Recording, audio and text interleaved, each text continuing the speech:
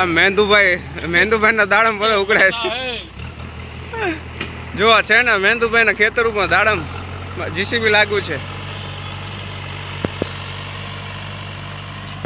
મેંદુભાઈ ના ફૂલડા આવ્યા નહીં એટલે જીસીબી લગાવી દીધું દાડમ। જુઓ હા મેંદુભાઈ છે, મહેન્દ્રભાઈ ચૌધરી ના દાડમ ઉકળાય છે। હરિપુરામાં શરૂઆત થઈ ગઈ છે દાડમ ઉકળવાની।